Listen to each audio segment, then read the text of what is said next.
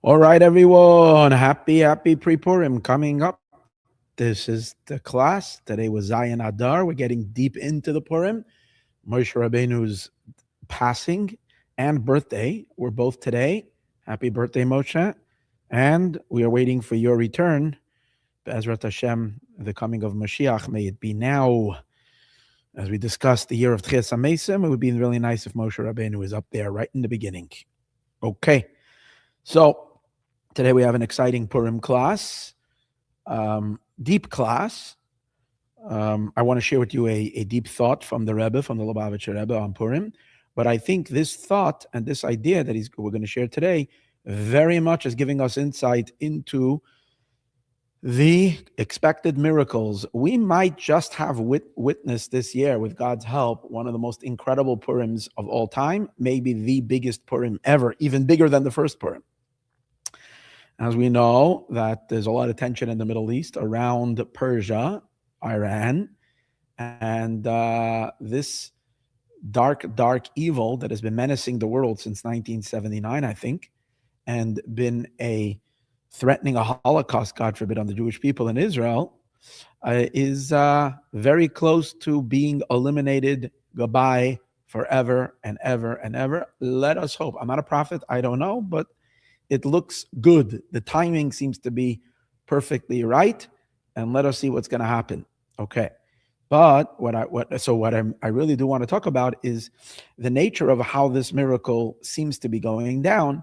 In that this is being conducted by the United States of America, leading the charge to dismantle the Islamic regime in Iran that has murdered its own people, 32,000 people, as they say. Again, that's the numbers that are coming out, and that has been responsible for so much blood. And so the fact that this evil is being removed by the president of the United States, and as we understand, that not too many presidents would have done what might happen over the next week. Let us bless the president to be able to make the godly decisions. Let us bless the world that there shouldn't be much innocent blood, or any innocent blood, but only the wicked should be destroyed and no one else. The whole thing should go down with incredible hatzlacha and success, and the world should be liberated from evil. And only goodness and light should prevail, and this seems to be the last darkness that has to be removed as the oncoming of Moshiach. So this is really interesting and exciting. Now, one of the major principles that we discussed in our Moshiach updates of the year, and it's related to the concept of this year being 86, because 86 is the name of God most associated with nature. So the uniqueness of this year is the sublimation of nature, which is really the whole story of Purim. Purim was not it was a miracle. It was a spectacular miracle, but it was the sublimation of nature. The natural forces in the world turned out to be completely directed and orchestrated for the favor of the Jewish people and for the favor to bring about the great godly miraculous deliverance of the Jewish people. And yet nothing extraordinary happened. Everything was normal. It was the sequence, it was the whole tapestry of events coming together in such a magnificent way, which you see clearly was the hand of God. And what that means is, as we're going to see soon, it's the elevation of nature. It's the refinement of nature. That's the ultimate of the uplifting of the name of Elohim, which belongs to this year. So I will argue, I make the argument, and I think it's very, very clear, that without the biggest miracles, we would not have the president that's now in the White House being the president. It does not make any sense. It does not make any sense. And it does not make any sense. He had zero chances still in 2015, 2016. It was absolute zero that he would be president. He was a laughing stock. People looked at him as a buffoon. He was up against, I think, 16 contenders who were big, important people in the Republican Party, each of them with accolades, each of them with a whole resume, and they all suddenly just crumbled before him. It didn't make any sense whatsoever, and he took and became president against all odds, and they fought him, cats and dogs. They fought him like crazy. Whoever saw such a war to take down one person, with the Russian story, with this story, with impeachment, with everything, every egg you can throw at the person's face, they threw at him. I'm not talking about whether innocent, guilty on his end. It's all not irrelevant. The fact is that everything was done to not allow to, first of all, take him away from his first presidency, to knock him down and tie his hands, literally while he was president. And then finally, when they took him out of office, and then all that was done to the point where they even had him in a mugshot, and they dragged him through the floor in court cases in New York with every type of thing against him, throwing mud at him nonstop, all the way to an assassination attempt that came so close to taking his life without God's miracles, but a split second, literally, you can see it's a miracle on television. That was was just absolutely stunning. Is clearly, but it's all nature. It's all, he turned his head. It wasn't like suddenly, an angel came down from heaven and pushed the bullet. It's what happened, but moved his head. But again, everything is just natural, all nature. And now he's the president, and he might make a decision that will end evil forever. May God bless that decision making. So what I'm really saying is it's not him. It's God vested in this world. God leading the way for the ultimate redemption. And it's all happening, and it's going down in Purim time, because this is the essence of Purim. And that's the reason why Purim and Moshiach are such buddies. We know that the sages say that even if all the holidays are canceled at the time of Moshiach, Purim will remain. Because one of the reasons because Purim and Moshiach are buddies. They go hand in hand. So it should not be a shock that the great grand finale leading to the final act of Moshiach, when the fall of Persia, in the hands of Edom, is happening as we're coming into Purim. So again, I don't know.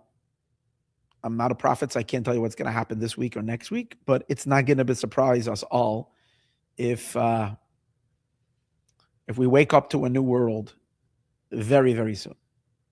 And again, our prayers are for the safety of everybody. Safety of our brethren in Israel, safety for all good people in Iran and in Persia, the Jewish people that are there, and all good Gentiles that are there, the safety of American soldiers and all other soldiers around the world, safety of the entire world, which is what we're praying for. But on the other hand, what is evil must go for Moshiach to come. And it seems like we are right there. Okay, so to understand this, this is all following the theme of the winter Moshiach. It all has to do with the purification of earth itself. As we discussed, for those of you who don't know what I'm talking about, listen up to the classes called Moshiach Updates, in which we discussed 9, 10, 11 classes about the internal essence of the evolving Moshiach world that is coming about, that is emerging. Okay. So to get a better understanding of this, let's take a deep dive into a fascinating talk from the Rebbe, the Lubavitcher Rebbe, in Likutei Sichos. This is in volume 15 of Likutei Sichos, the first talk on Purim. Over there he brings a whole Talmudic discussion regarding the establishment of Purim. So he's going to bring three statements regarding how Purim was established. Purim was established as a holiday after the great event that happened, the great miracle of Purim. It was established as a holiday. I think it was established a year later to the first anniversary. How was it established? It was petitioned either by Esther or by Esther and Mordechai, the great players of Purim, as we will see. It came about, as we shall see, through 3 requests or 3 petitions.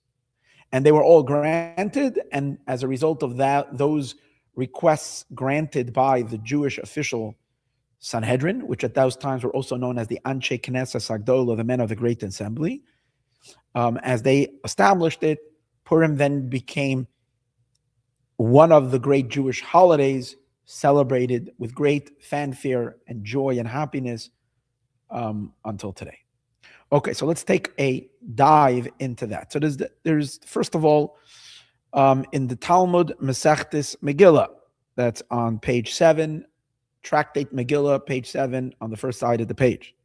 The Talmud says like this: Sholchalem Esther, Esther sent to the rabbis.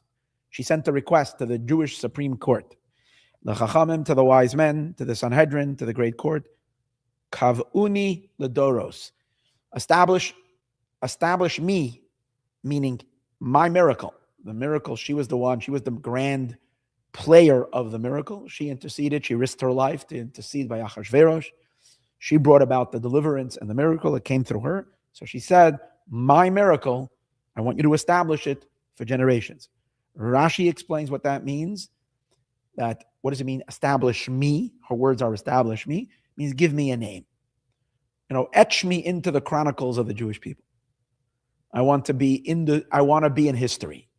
Make this a historical remembrance for Israel. For my name, Rashi says, how?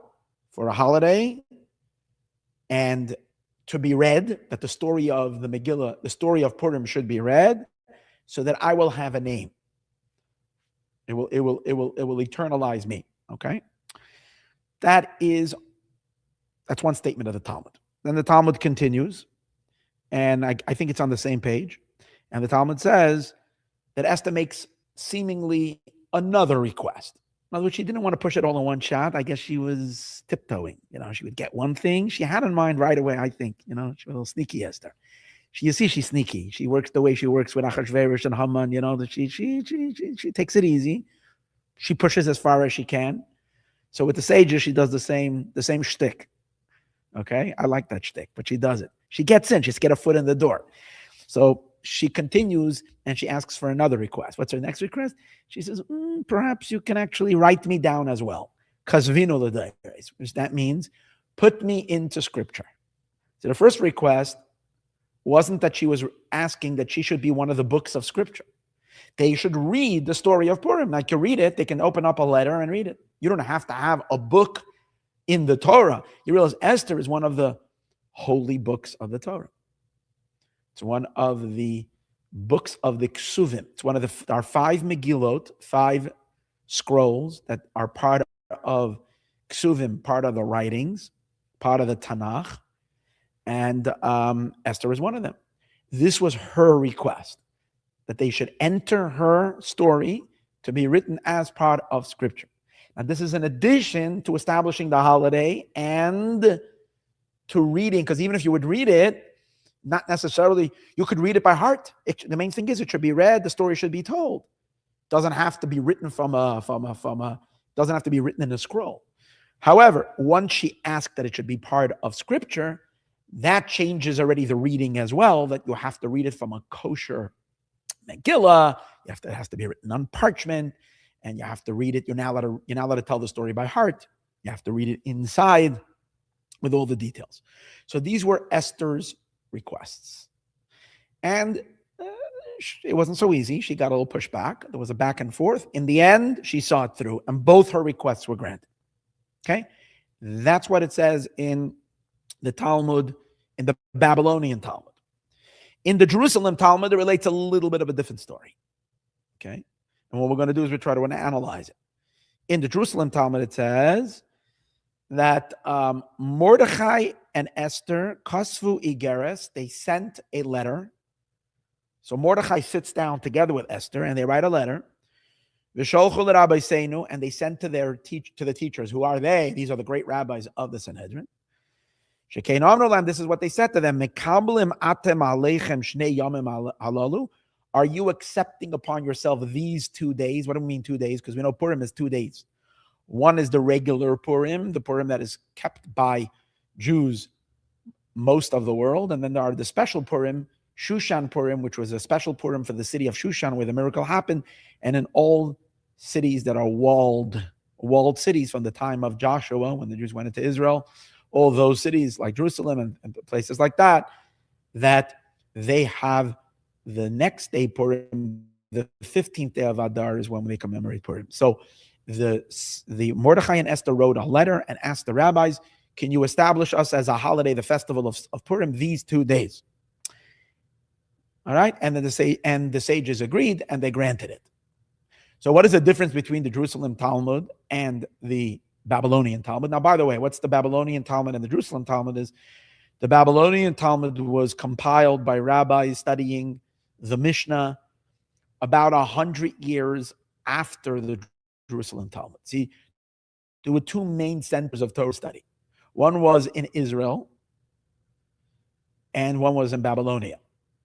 So the Babylonian Talmud was compiled from the great scholars living in Babylonia, and it was completed over 100 or 150 years after the Jerusalem Talmud. The main Talmud that people study today and is more like the foundation of Jewish practice and halacha is the Babylonian Talmud. There is also a Jerusalem Talmud. Okay.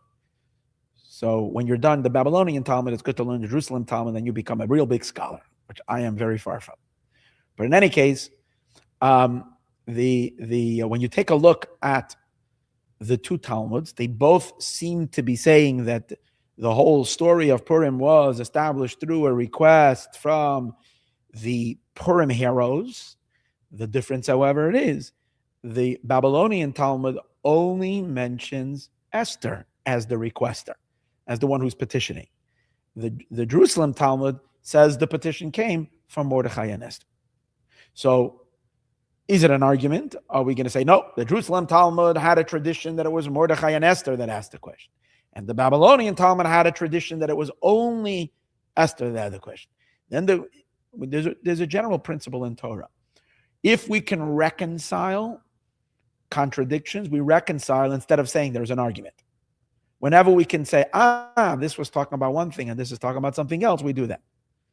So therefore, in a case like this, if we do a careful analysis of the reading of the words in the Jerusalem Talmud versus what it says in the Babylonian Talmud, we will see that it's not a contradiction, because it's hard to say it's a contradiction, especially if they're arguing not about a law, how one should behave, but they're arguing about a fact. They're arguing about a story of something that happened. So if you say it's an argument, then one would be correct and one would not be correct. And so therefore, we don't want to do that. We want to say both are correct. So how can we say both are correct? We have to read the words stated more carefully. So the Rebbe says, if you read the words more carefully of Jerusalem Talmud and the Babylonian Talmud, you'll see that they're talking about two different things. And that is, in the words of the Jerusalem Talmud, it says that the Mordechai and Esther asked, what did they ask? Are you accepting these 2 days? In other words, they were requesting a festival of Purim. They weren't requesting a reading of a Megillah. They definitely weren't requesting a writing and an addition to scripture. What they were asking was just an establishment of a holiday. How would you have the holiday? Well, there are many things we do on the holiday that are not reading the Megillah. First of all, we have a feast, and we're supposed to sing and dance and get a little tipsy. And in addition to that, there is also the sending of gifts that we do to each other, and also the gifts to the poor. So these are all things that could be included in the festival of Purim, which was requested by Mordechai and Esther together. That's what the Jerusalem Talmud is talking about. The Babylonian Talmud is addressing something else. In addition to the request that came from Mordechai and Esther together for the establishment of the festival of Purim, Esther herself requested another two requests, which we mentioned earlier. Number one, she requested the reading of the Megillah, which is one of course, the highlights of Purim. We read it actually twice, once in the Purim evening, Purim night, and once Purim by day. So that was a request coming solely from Esther. Mordechai did not participate in that request. Second request was, as we said earlier, that Esther was requesting that her story should be inscribed in Scripture, which is an even stronger request on her part. As we said earlier, we could have had a recitation, a reading, but it wouldn't have been a reading with all the laws of reading. It wouldn't have a scriptural element to it. And that would have been her request number one. But then she pushed the envelope further to ask for it to be written as a Megillah. And this becomes one of the 24 holy books, Megillah Esther. And again, both were granted. And now we've reconciled. No argument.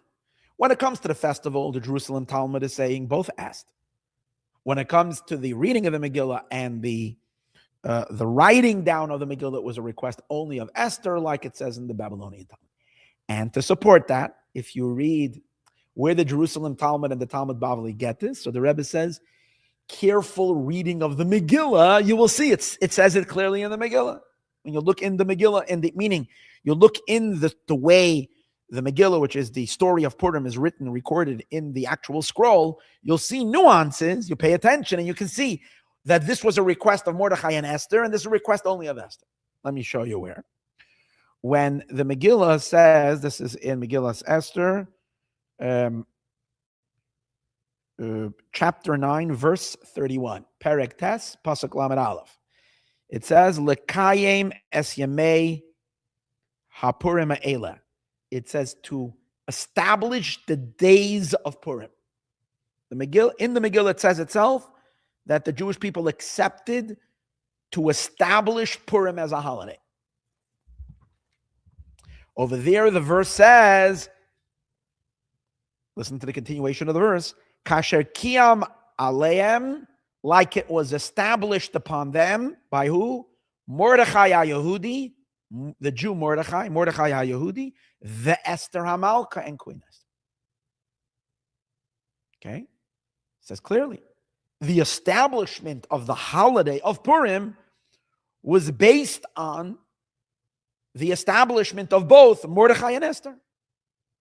So that's the source for the Jerusalem Talmud, saying that Mordechai and Esther were the ones who requested it together. They sent a joint letter, but it was approved by the high court.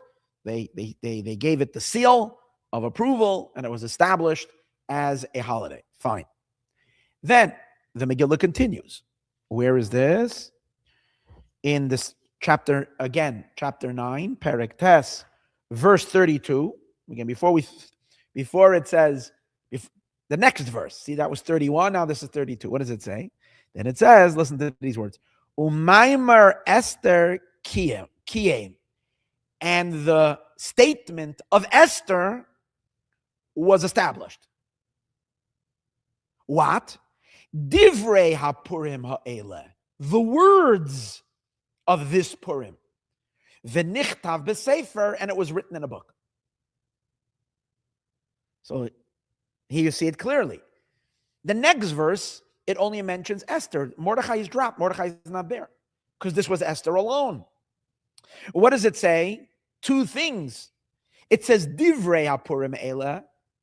Simply Divrei can mean the matters of Purim. But you can also read it Divrei, comes in with Devarim, words. So that would be referring to the reading of the words, the relating of the story. That was request number one of Esther. And it came from Esther alone. Divrei HaPurim ha'ela, the words of Esther. And then it says, what's the last? V'nichtav b'sefer. It was written in a book. Ooh, that's the second request of Esther. Only from Esther. What did she ask? She should be inscribed in a scroll. Kavald. Perfect. We reconciled the Bavli and the Yerushalmi, the Jerusalem Talmud, the Babylonian Talmud, no argument. They're all seeing it in the Megillah. Very good. We had three requests, and the Sanhedrin, the great Sanhedrin, stamped their approval 3 times. Request number 1, Mordechai and Esther. Then Esther comes and adds more to her request, and another request, and boom, boom, they're all approved. But what we need to understand is the question, because we understand what's the logic behind it.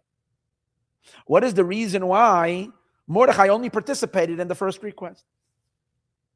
The first request to establish Purim, Mordechai was on board. It seems like that when Esther says, hey, Mordechai, let's ask for something else. Mordechai, oh, I'm not asking. Why is Mordechai not participating in the second request? She has such a great idea. They should read. She tells Mordechai, let's have everybody read it. It'll be so exciting. Everybody will, hey, come on, we'll have such a good, it'll be amazing. And Mordechai says, no. If you want a Christ, you do that on your own. I'm not with you on that. Why? Why is Mordechai not joining on the reading request? And why couldn't Mordechai, why would it bother Mordechai if we have another book in Scripture? Such a nice, beautiful book. Everybody loves the book of Esther. It's one of the favorite books. So yeah, Mordechai did not join in that request. Those two requests came from Esther alone. We need to understand. To make the question even stronger, we know that the Anshe Knesset Agdola, the great men of the assembly, who were then part of the great Jewish head, great supreme lawmaking body, the great Sanhedrin, Mordechai was one of the Sanhedrin.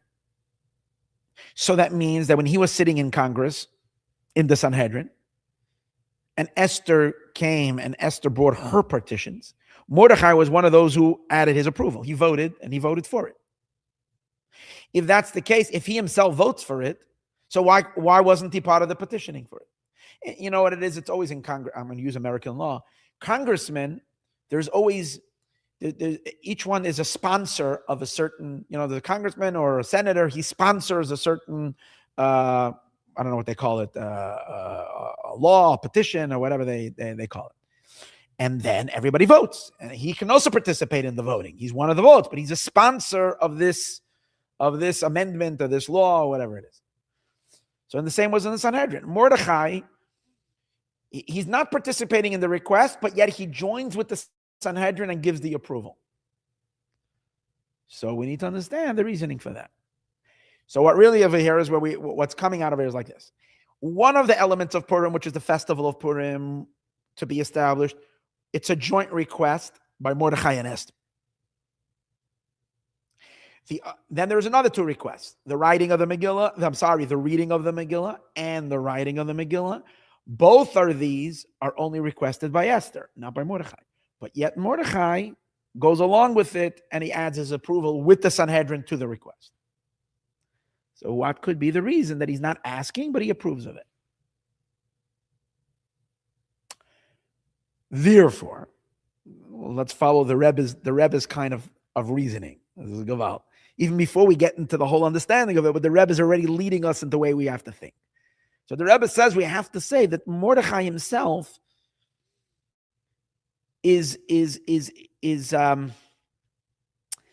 Mordechai is what would be a good word for it? Mordechai is operating on two levels. Mordechai is operating on a level for himself as he sees things from his own level, from where he's at. And then there is Mordechai as part of the Sanhedrin. There's two Mordechais over here. It's almost like there is Mordechai and Esther. There is Mordechai as Mordechai is alone. And there is Mordechai as part of the Sanhedrin. And we will have to say like this. When Mordechai is considering things by himself, sitting in his own office, as a great rabbi, as a great scholar, as a great leader of the Jewish people through one of the most dangerous times of Jewish history, leading them to a triumphant victory. From that place, there is no room in Mordechai's mind for reading the Megillah and writing the Megillah. It doesn't occur to him. And not only occur to him, he doesn't want to participate in it. It's not his business. I mean, of course, he kept Purim, Mordechai, but it's not his thing. But then there is Mordechai, as Mordechai sits as part of the court. When Mordechai sits as part of the Sanhedrin, although he's not the sponsor of the request, he still goes along with it and he approves it. So we need to understand why. All right, good question.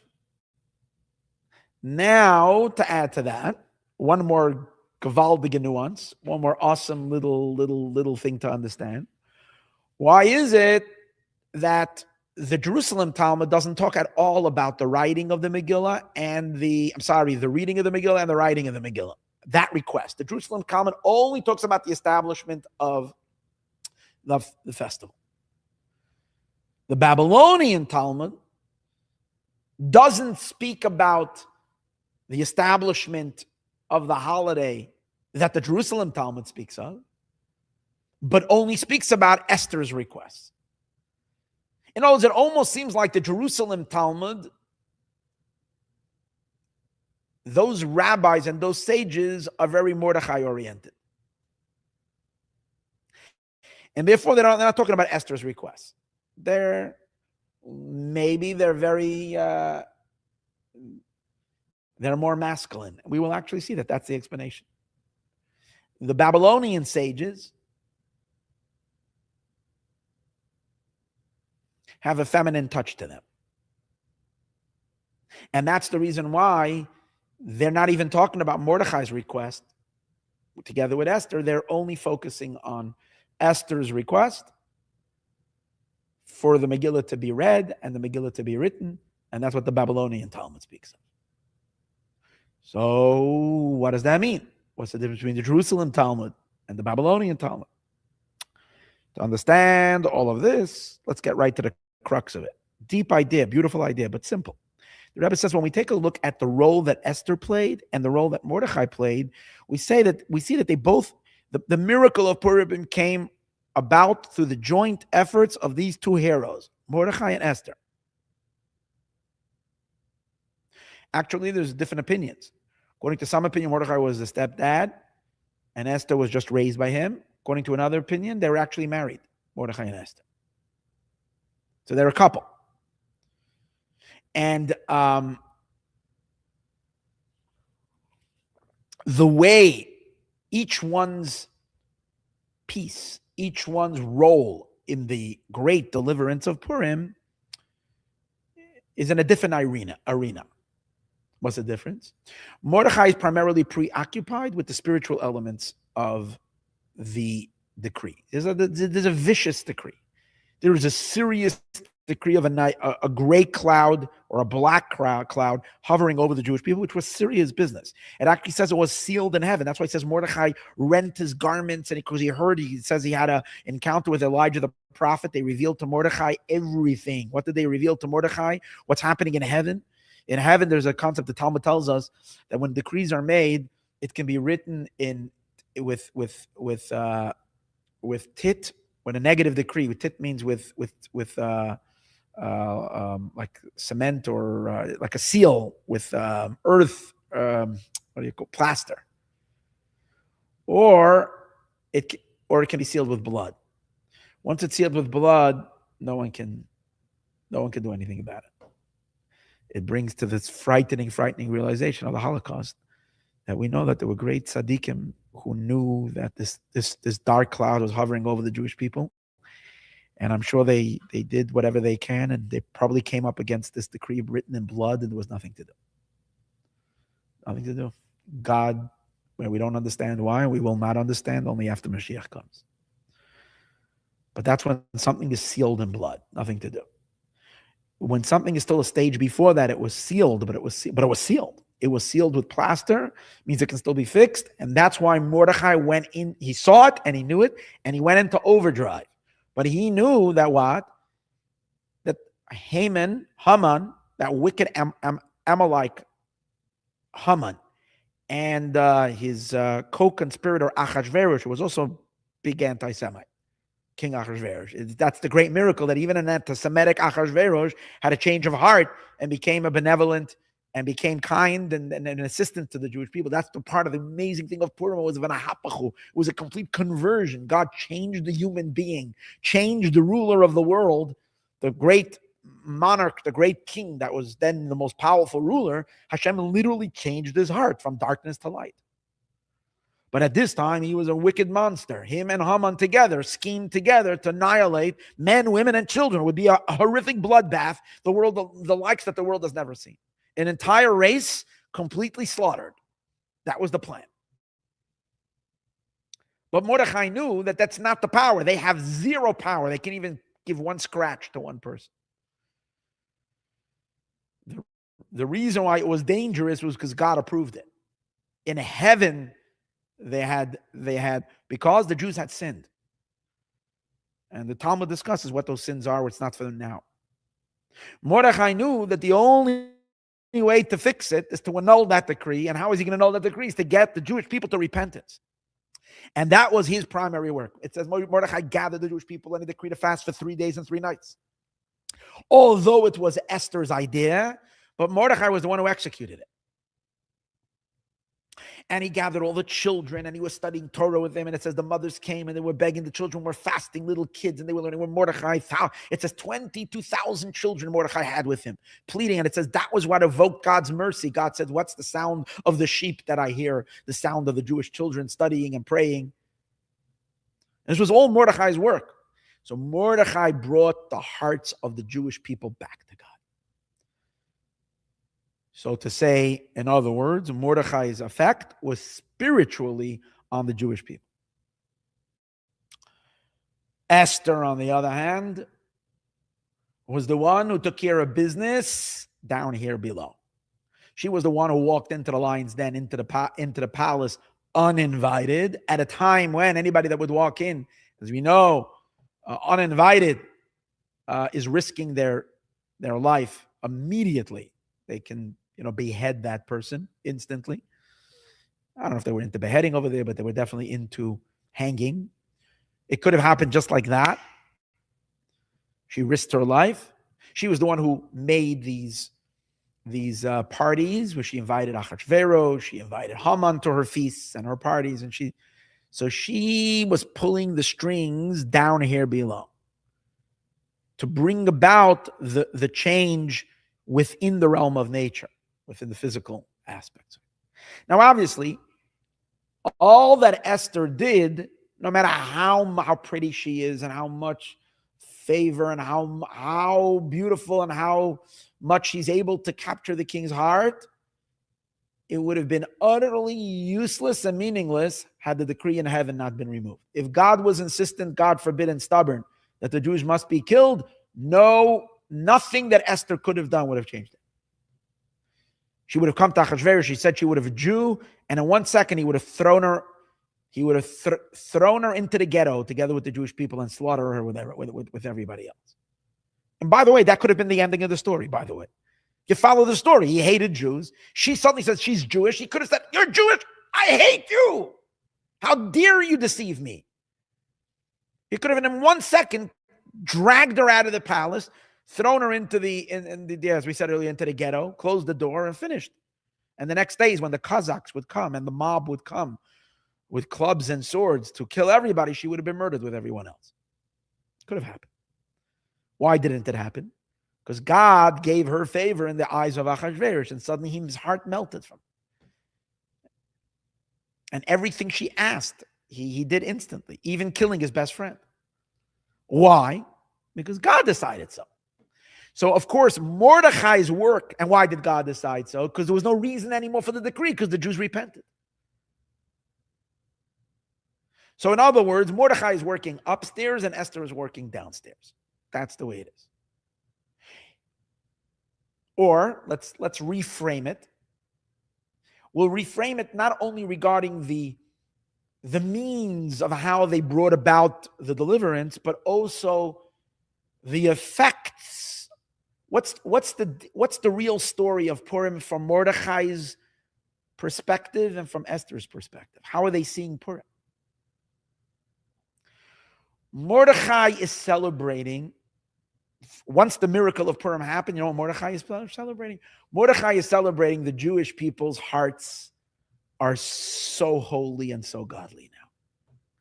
We know that one of the things that happened on Purim was that the Jews completed their acceptance of the Torah, which they had already done 1,000 years earlier, but it was shaky. It wasn't such a complete acceptance because it was under duress. As the Talmud tells us, that God held a mountain over their head and said, "Take the Torah or I shoot you all, or I'm dropping the mountain."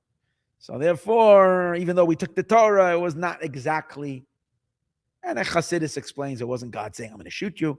It was more like God was overwhelming us with his love and we couldn't say no. But it wasn't really a free choice. It wasn't completely our choice. But in the time of Purim, because the miracle happened, or even before the miracle happened, but whatever it was, this great, dark, threatening, looming threat sparked the heart of the Jewish people and brought out the best in them. And they cried out to God, "We love you, we love your Torah, and we want to serve you forever and ever." To Mordechai, that's the story of Purim. The Jews are connected to God. He delivered his people back into a relationship with God. To Esther, to Queen Esther, she's excited. She saved the Jewish people from a Holocaust. She's happy that the Jewish people are alive physically. They were at the brink of death.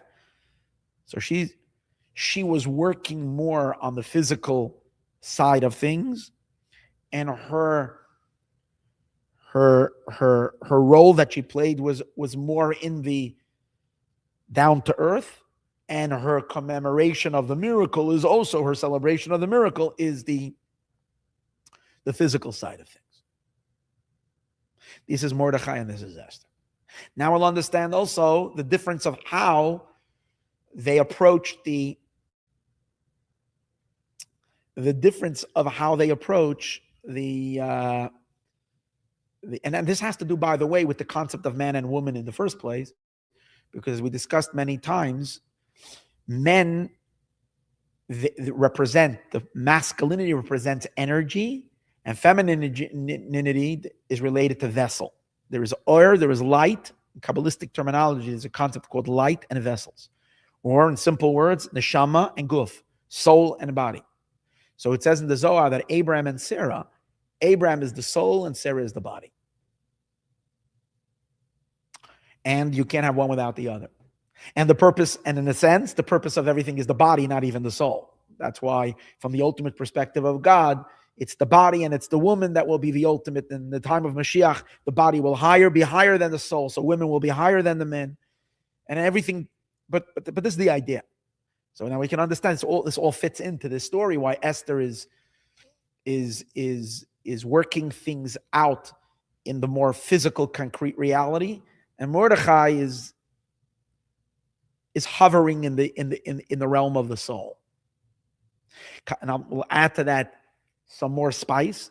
It's really worth it learning the Sikha, because the talk I'm doing really in a abridged version. In the talk, it's elaborated on, and it's very, very beautiful. I'm just going to add, the Rebbe adds some gewaldige Kabbalistic ideas based on Kabbalah, where it says that Mordechai's energy of his neshama is from the divine attribute of chachma, of wisdom. His soul was a conduit of the chachma element, the wisdom of the divine, the first of the 10 Sefirot, and he's it's not important for today's talk. But because the Rebbe mentions it, I am going to mention it. In Eitz Chaim from Arizal, it says that Mordechai is the Yesod element, the Yesod of Abba. What that means is, it's the power of Chachma, but the ability to transmit Chachma energy to the Jewish people, to transmit it downward. Yesod, the Yesod element of every Sphira, is the ability of, Yesod is bonding. Yesod also represents the reproductive element in a human being, through which one bonds either physically, spiritually with another person. So in that case, Mordechai's soul source is from the Yesod element of Chachma, which means he transmits the experience of Chachma. Chachma is the ultimate, the highest, purest level of spirituality is Chachma. Because Chachma is the ultimate refinement of pure abnegation to God. That's wisdom. Koach ma, the power of being utterly nullified, utterly abnegated to your source. Total opposite of the physical. Physical is dense, thick. Physicality is something. It's substance. The spiritual is tuned into its source. The more spiritual, the higher the level of spirituality, the more one feels the source and not self. The highest level of spirituality possible is Chachma. Chachma is the first recipient of God, and therefore it is completely nullified to its source. Mordechai, so therefore, if you had to say, what is the essence of a neshama, of a soul? What's the essence of a soul? What's the nucleus of a soul? The Chachma of the neshama. The soul of this, even though a soul has all the Sefirot in it, but the real soul of the soul is the Chachma of the soul, the wisdom of the soul. Mordechai's ability is to pour that energy down to every person, to channel that light, to awaken in every person their neshama of the neshama, which brings a person to total nullification to God. And that's why he was the one who led the greatest tshuva movement ever in history, to lift the Jewish people up with the collective, with the national tshuva, and they're all completely surrendering themselves to God with total self-abnegation. If that's the case, so he represents the epitome of spirit. Esther, Kabbalistically, is associated with Malchus. Malchus is the last of the 10 Sfirot. Malchus is the total opposite of Chachma. Malchus is pure vessel. Let's put it this way. Both Chachma and Malchus have a light and a vessel. All the Sfirot have lights and vessels. In Chachma, the vessels are so pure that the vessels are not even considered vessels. They're part of the light. In Malchus, the vessels are so strong that the light, even the light, is not even considered light. Malchus doesn't have any light. Leslama, she doesn't even have light. Her entire being is just vessel. She receives illumination from the highest Sfirot, but her essence is vessel, container, substance. Malchus is the world. Malchus is the source of creation. Malchus is kingship, is creation. Malchus is speech. Speech is made up of letters, words, substance. So these two people are wired completely different. Mordechai is wired with the epitome of spirituality, of soul. It doesn't, to him, the body and the physical world and everything down here is irrelevant. To him, the fact that he sees neshama, he sees soul, and all he wants to see is soul. All he cares about is soul. Esther cares about how things are down here. She needs it to be good in the physical. She needs the world to operate in a correct way, the physical world to be a nice place. She needs the body to feel good. She needs our bodies to be healthy. She needs the world, the material world, to be in a godly state. So when it comes to the miracle of Purim, we'll now understand also when they're requesting for it to be established as a holiday, these are two different requests coming from two different places. You see? The first request was, let's establish the holiday of Purim. To establish the holiday of Purim, let's think about that. What are we going to do? We're going to turn it into a festival. On the one hand, the festival is very physical because the festival is feasting and having a good time. It's also physical because you're giving baskets of goodies to each other, called Mishlayach Manos. It's also physical because you have to give money to the poor. These are all very physical mitzvot. But let's think about it in terms of commemorating the miracle. What would be the point? You're commemorating, by doing these actions, you're commemorating the event that you want the people to remember the miracle. But if you're doing it exactly like we just explained, without reading the Megillah and without writing the story down, the commemoration is reaching where? The actual remembrance of the miracle is happening where? It's happening in the consciousness, in the thought process of people. When you are having a feast and you are delivering, and we're sharing gifts with each other, and we're giving gifts to the poor, and it's a festive spirit. Everybody is then thinking, why are we doing all of this? Because it's Purim. But where is the story of Purim happening in which realm is that story taking place? It's meant. You're doing physical mitzvahs, but the physical mitzvot that you are doing are meant to create a memory, a consciousness. And consciousness is taking place in the soul. So you want everybody to know, to remember the story, but the remembrance is happening in the soul. It's not happening in the body. The causes that are causing the consciousness is happening in the body. But the actual consciousness itself, the story of what happened, is commemorated in thought. Thought is the soul. Well, that's why Mordechai participates, because that's his realm. Esther is a participant as well, because you have to, it's by first establishing it spiritually, that just like in the story itself, Esther also tells Mordechai to go do the spiritual work. So she's part of that, because if you're not going to if it's not established in the spiritual, it can't be brought down into the physical. So Esther is part of that, but Mordechai, that's sufficient. He doesn't need anything further. To him, we've already accomplished. Once we have that, we've accomplished. Esther says, no. The actual story of Purim, the actual event, the entire story cannot remain a memory in the consciousness of people's thoughts. It needs to descend into the world of language. It needs to go into words. So her request is, let's have everybody tell the story. Speech, to relate the story. So what is she doing it? She's bringing it from thought to speech. And now we understand why she didn't do it in one shot. She should have just said, let's write it down. No, she asked it in 2 shots, because we know there are 3 worlds. There's a world of thought called Olam Habriya. There's a world of speech, which is called Olam HaYetzira, the world of formation. And then there was a world of Asiya, the world of action.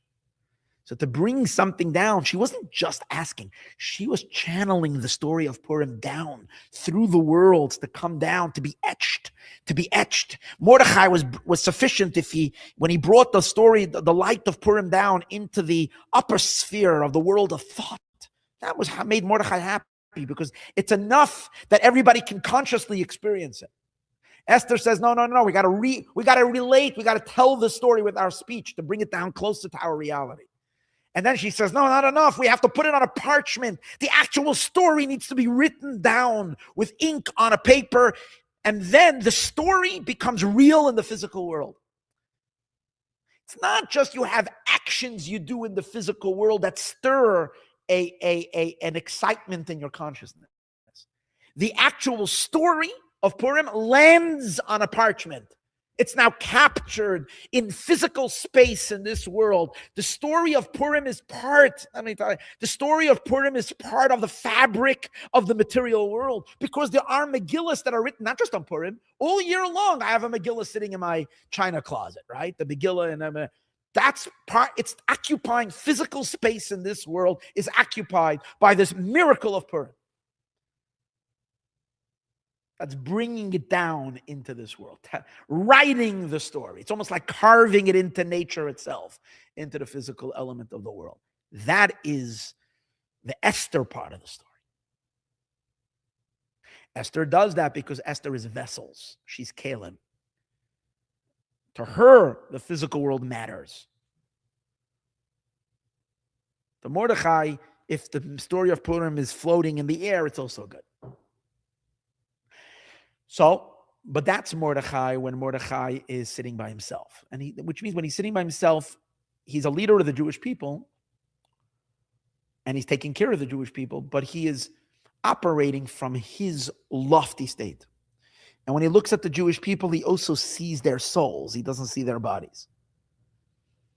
I can see the Lubavitcher Rebbe talking about this, because as a leader of the Jewish people, he also experienced these Mordechai moments where he can look at the Jewish people and just see their pure souls.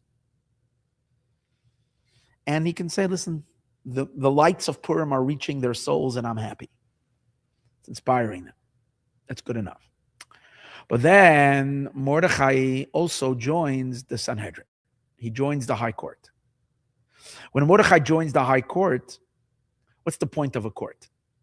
The point of a court is to direct the lives of people, how to live their lives where? In day-to-day living. The Torah can be pretty much theoretical. Until 2 people have an argument about a cow. And then they have to, and where do they go? They have to bring their argument to the Beis Din. And the Beis Din is going to look at the Torah, but also look at the story that happened and apply the Torah to the reality.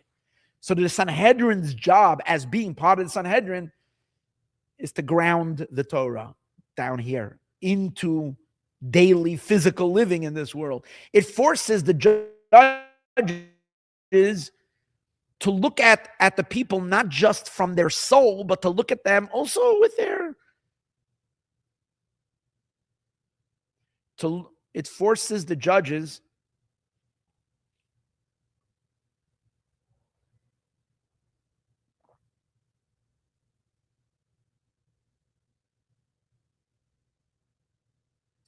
it forces the judges to see the people as they are physically in this world and deal with them that way. And that's the reason why when Mordechai sits in the Sanhedrin, he can hear Esther's request and he approves it for writing it, for speaking it, for relating the story, for writing it down. It makes sense to him now because he's sitting in the Sanhedrin. But when the moment Mordechai leaves the Sanhedrin and he goes back to his holy room full of holy books, his soul soars up to such a high place. And he and with the Jewish people, because he's the leader of the Jewish people, but he's suddenly looking at them, their souls in heaven singing to God. That's all he sees of the Jewish people. So it's enough to inspire them on that lofty place. It's almost like the two Mordechais, Mordechai above and Mordechai below.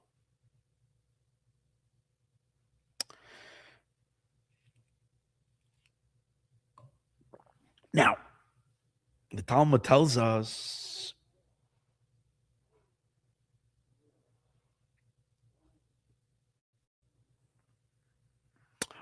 wait a second. So this will also understand why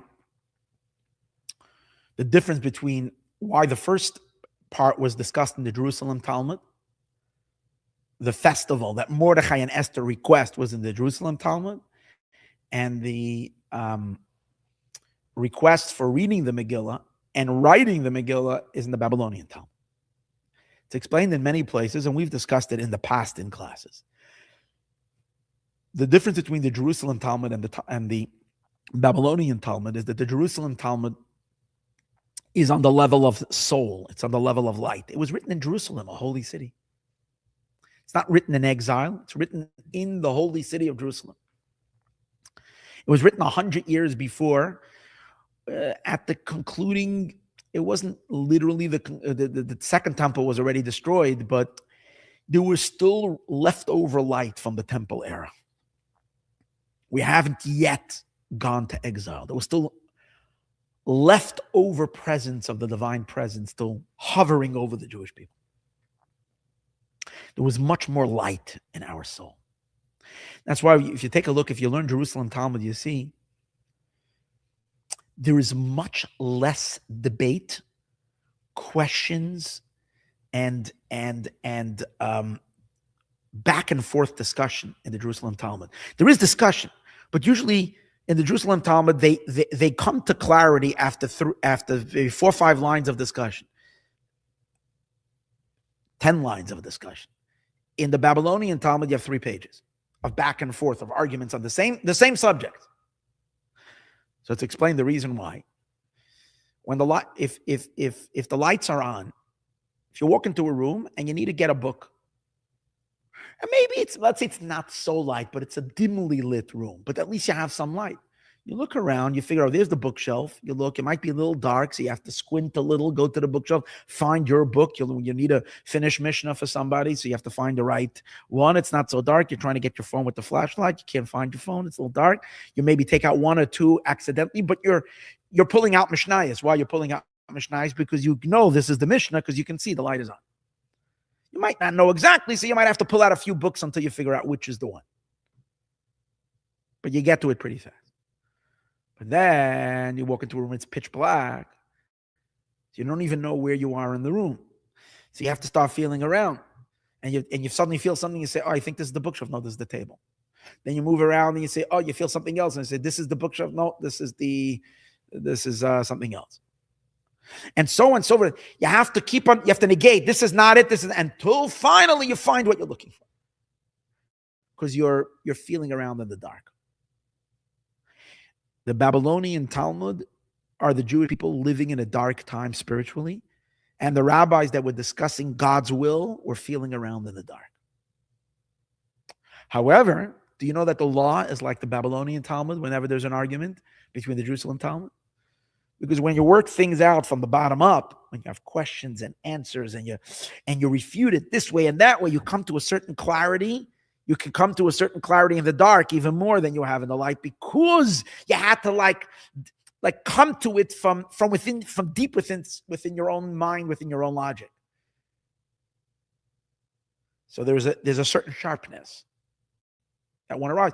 It's like you make someone work hard for something, they usually get a better grip on it than if you give it to them as a gift to begin with, as we all know.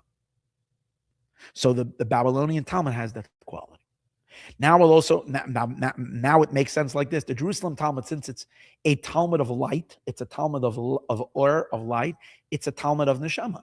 So therefore, it looks at the story of Purim more from Mordechai's world. As I said before, a masculine approach, a spiritual approach. So it doesn't even talk about Esther's request. It just talks about Mordechai's request about the holiday of Purim, which, as we said earlier, is mainly to create the consciousness of Purim in the soul. The Babylonian Talmud is looking at it from Esther's perspective. The Babylonian Talmud feels the world, feels the nature, feels the reality, the concrete reality of our bodies and of the world that we're living in. And knows that we need to bring the light into the darkness. We need to refine the world. That's coming through Esther and Esther's work. So through reading the Megillah every year. And what's the story of reading the Megillah we're doing when you're reading the Megillah? You're reading a story of the natural world, of nature, and you're discovering God in nature. That's what the story of the Megillah is. And when we hear the story of the Megillah, we're supposed to not just hear that story, we're supposed to look at what's happening today in 5786, in 2026, and open our eyes and see that these events that are coming across and happening right now are not just events that are happening because of this and because of that. And give all kinds of interpretations of why the trends of people that are voting like this are voting like, no. God is spinning the world exactly the way he wants. But it's all coming in, it's with the participation of nature. Nature is cooperating with God. Everything is running, and it's revealing it. Which leads us to the last and final thought that which I want to swing back to what we opened up with, the miracle of Purim 5786, to the miracle of Purim in the year 3405. The sages say that Esther. The sages say like this. There is a psalm in Psalm 22, which refers to Lam Natseach, for the conductor. King David, with prophetic vision, wrote a psalm for the time of the story of Purim, which happened many, many years after King David, about 500 years later. So he's already envisioning the story of Purim. And he says, Lam Natseach, for the conductor, Alayelet HaShachar. The doe, I think Ayelet is a female deer, HaShachar of the morning. So the sages say that's referring to the Queen Esther and the story of Purim. Why is she called Ayelet HaShachar? She's called the female deer, the morning deer, is because just like Shachar, Seif Kol Halayla is the end of the entire night. What is Shachar? Shachar is the real pre-dawn darkness, which then gives into light, and the dawn suddenly breaks open and it becomes light. So just like that period is the end of the night, so too Esther is the end of all the miracles. Soif Kol Hanisim, it's the end of the miraculous period. So the Talmud asks, and I'm going to ask a few questions on that in a moment. The Talmud says, wait, hold it. Esther is the last miracle? What's with Hanukkah? Hanukkah is also a miracle. So the Talmud says, Esther is the last miracle that was allowed to be written down. Knows that we wrote it into scripture. Hanukkah, the story, it's written, we know the story of Hanukkah, it's written in the Talmud, but it's not written as part of scripture. So the last of the miracles that are recorded in scripture is Esther. And that's the reason why she is called Shachar, because she's the end of the night. So the first bomb question is the Marsha asked the question. we're talking about the end of a period of miracles, why are we calling it the night period? It's not the night period, it's the day period. Shachar is the end of the night. If you're talking about this is the end of a golden era of miracles. So why would you call it the end of the night? It's the end of the day. It's maybe you should refer to her time as sunset. Not sunrise, not dawn. Dusk. Esther is dusk. She's the end of a day period. From Moses until Esther, from Moshe Rabbeinu, there's miracles. And then we've lost that light. Why Shach? How do you call it Lila? It doesn't make any sense. The other thing is that it seems that what makes Esther unique in this perspective that we're calling her Shachar, it's because her miracle was written down. Just because it was written down, that's the why she deserves to be called Shachar, the end of the miracles? Okay, no, the miracle of Chanukah is also a miracle, so it wasn't written down. It seems to imply that the writing itself is related to her being called Shachar. But the answer is so beautiful, the Rebbe says. And it's so powerful to us today because we see it happening. We see exactly this happening. The reason why the period of miracles is called the period of night, not the period of day, is because we have to realize what's the point of a miracle. The point of a miracle is to display God in a dark world. Miracles are meant to give us a glimpse of the higher reality. Nature creates a dark night. Nature creates a godless deception. Nature is a godless deception. Because of the predictability and the systems of nature, it seems like things are just running their course because that's just the way a system works. Because we see miracles from time to time, what does the miracle do? Peels away the clouds, moves away, and the sun is shining, the sun being over here God. We get a glimpse of God.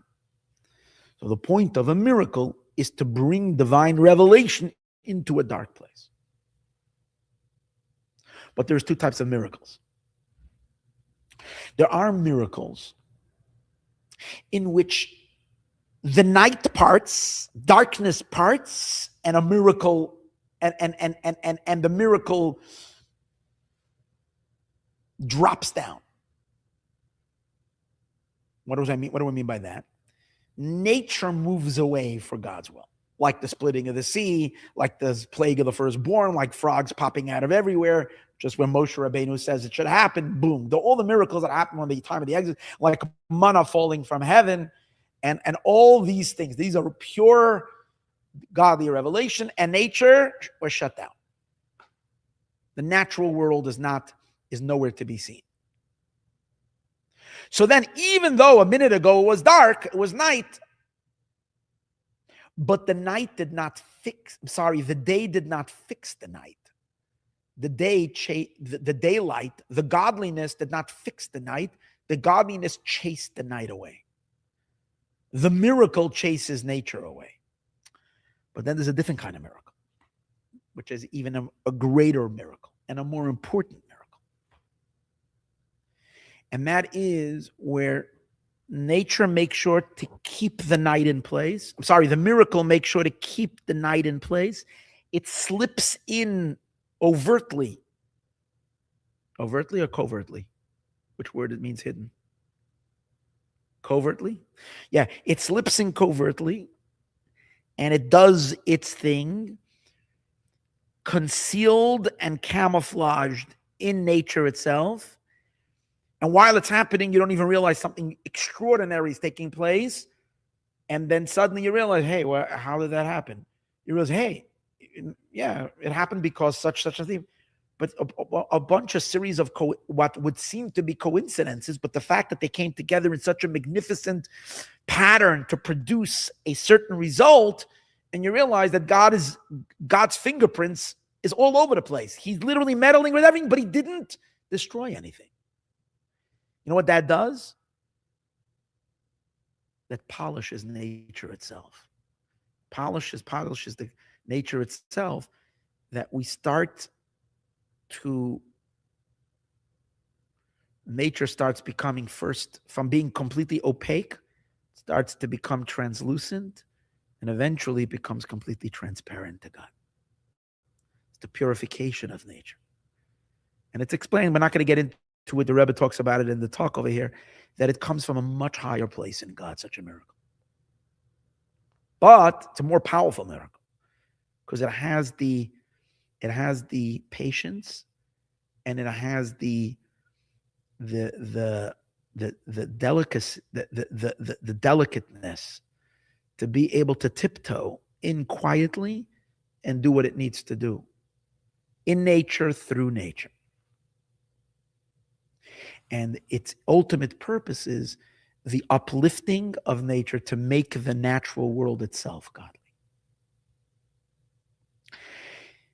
That's the idea of the period of, that's why we say like this. The period of miracles, in the sense that the Talmud is talking about over here, it's the night, but it's the fixing of the night. It's coming to fix the world. There's two levels in that. In the earlier days, when the world was not ready for refinement, the miracles crashed the system. When a miracle happened, the system was broken, and it was needed. Because if in the beginning, nature, the natural world, meaning the concealments of God, were so stubborn that you had to first give it a few good smashes in order for it to weaken it. Once the klipa, the unholiness, was weakened, now treating the world to a greater godly treatment, where the miracle and nature can marry each other. One doesn't have to overpower; they can work hand in hand, and that's what we mean the end of the night. Sof kol halayla, the end of the night.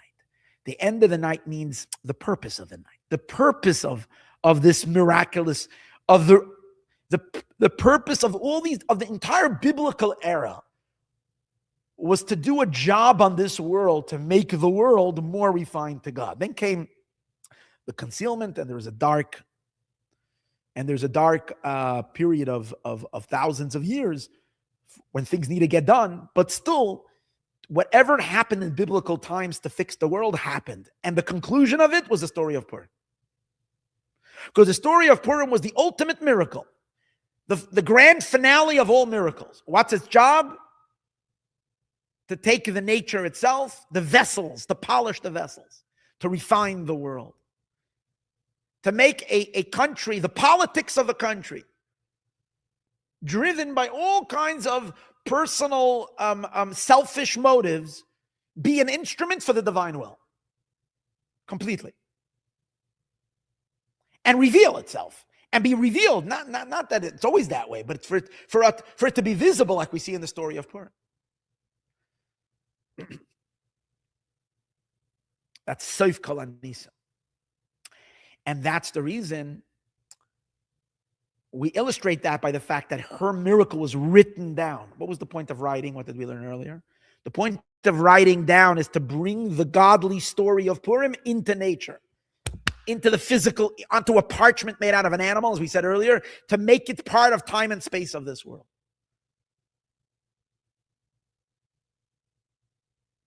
The Hanukkah story didn't have that anymore. Hanukkah story was primarily actually affecting the spiritual side of the Jewish people, not so much the physical world.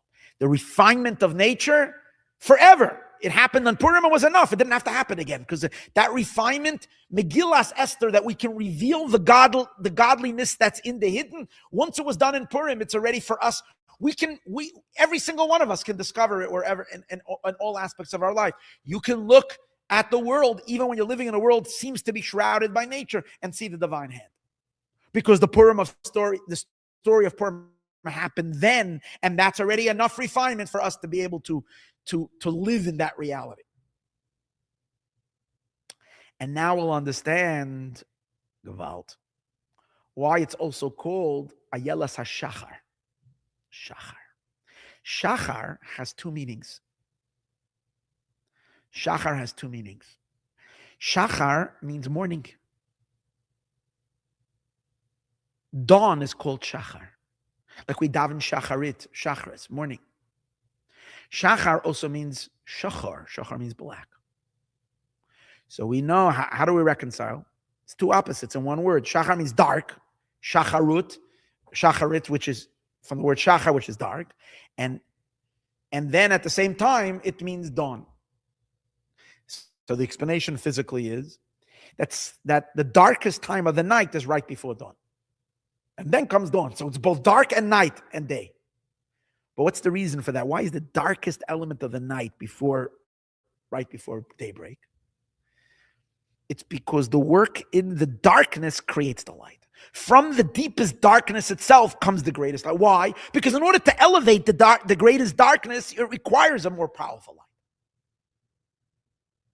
So the highest miracle of all time was the miracle of Purim. Because it came into such a dark period of the end of exile. It was a very dark time, where the world felt so much that there's no God running it. Everything felt so abandoned to the rules of nature. A godless existence. And from that darkness came the light. Because when we don't lose our connection to God in that darkness, we dig into the depth of our soul and with our deepest faith and know that it cannot be that God has forsaken this existence. From that very, very deep core essential place is where we draw from God's essence, which that itself is the power to transform that most natural state and to suddenly illuminate it. It's not that the nature disappears. It's that very natural existence suddenly becomes so bright till you don't even see you see God, but it's like the entire nature vaporizes into God, into godliness, while it's nature. That's the point. Without destroying anything, it's just Hashem. You're everywhere. From this darkness.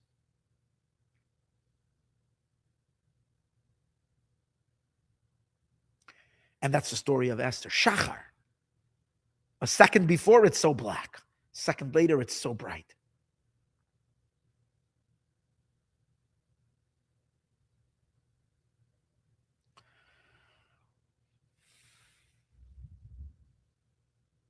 And this takes me to one place. It takes me to the tunnels of Gaza. There's no darker place in the world than the tunnels of Gaza. Nothing is darker than the tunnels of Gaza. Secular, or what seemed to have been secular Jews, are dragged into the tunnels of Gaza, into the epitome of darkness. Jews who outwardly never said Shema Yisrael, Hear O Israel, never cared about Shabbos candles, never cared about Kiddush, never cared about tefillin. They were utterly secular. They spent a year or two in the tunnels of Gaza under the most inhuman, in the darkest possible existence possible. If there's ever a moment of the darkness before the light, it's that moment. It's that 2 years for these poor people. Hellish nightmare. And listen to them talking now. They are shining with such a light that the world has never seen since before creation. They talk about Shabbat. They talk about Kiddush. They talk about tefillin. They talk about Shema Yisrael. They're coming to their secular friends and saying, God is real. God is real. With such clarity, it's intrinsic. It's just from that darkness. And that's the Purim story. It's the Esther story.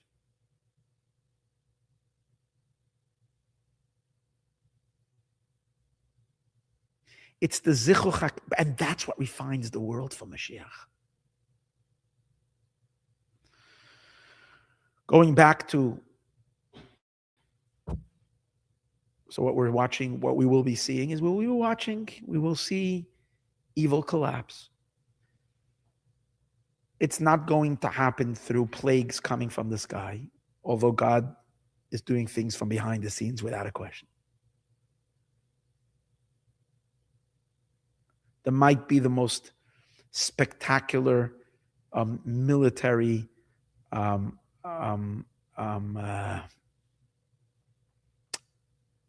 offensive in all of history. Because with the advanced weapons that we have today, we might watch the most stunning thing, but the fact that a world that have for thousands of years persecuted the Jews are coming together to take down the last bit of evil that is threatening the Jews. And when I say a world that has for thousands of years tormented the Jews, I don't need to remind anybody about all the protests that were happening all over American colleges just 2 years ago. If you want to know what kind of dislike there is to the Jewish people. And yet,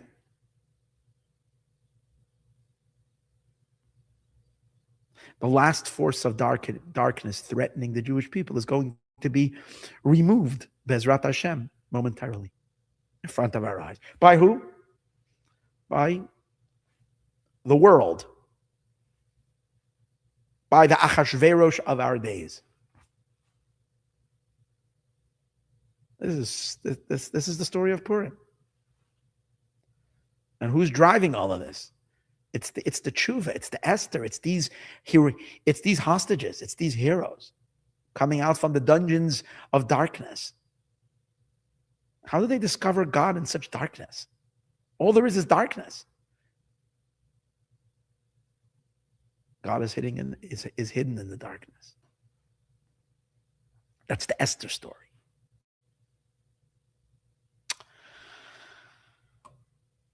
So we should all have a very happy Purim. We should celebrate like we've never celebrated. Let's see big miracles. And let the action begin. Moshiach now.